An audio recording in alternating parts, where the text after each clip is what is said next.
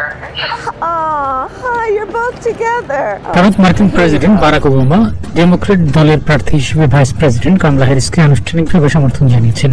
কমলাকে president প্রার্থী হিসেবে তার সমর্থন দেওয়ার বিষয়ে কয়েকদিন ধরেই জল্পনা কল্পনা চলছিল।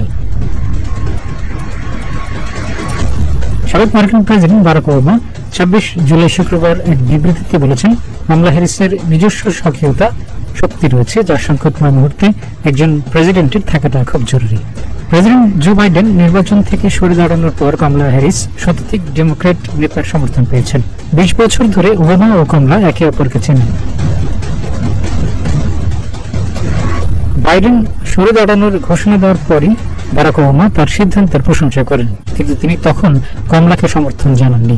আগস্টে দলীয় সম্মেলনে ভাইস প্রেসিডেন্ট কমলা হ্যারিসকে আনুষ্ঠানিকভাবে ডেমোক্রেট দলের মনোনয়ন দেওয়া হতে পারে। বারাক ওবামা বলেছেন, কমলাকে জয়ী করতে সম্ভাব্য সবকিছু করা হবে। বিবৃতিতে বলা হয়েছে, কমলাকে বেছে নেওয়াটা সেরা সিদ্ধান্ত। এই দায়িত্ব নেওয়ার মতো সামর্থ্য কমলা রয়েছে।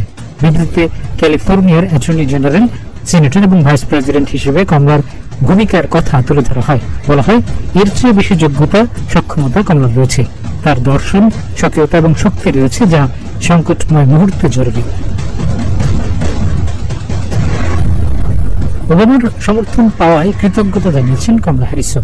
সাবেক প্রেসিডেন্ট এবং রিপাবলিকান প্রেসিডেন্ট প্রার্থী ডোনাল্ড ট্রাম্পের সঙ্গে বিতর্কে ভালো করতে না পারায় সমালোচনার মুখে 21 জুলাই বর্তমান প্রেসিডেন্ট জো বাইডেন নির্বাচন থেকে সরে দাঁড়ানোর পর বেশ কয়েকটি নির্বাচনী সমাবেশে যোগ দিয়েছেন কমলা। সর্বশেষ 25 জুলাই তিনি হিউস্টনে আমেরিকান ফেডারেশন অব টিচার্স ইউনিয়নের সমাবেশে যোগ দেন। সেখানে তিনি ভবিষ্যতের জন্য লড়াইয়ের প্রতিশ্রুতি দেন।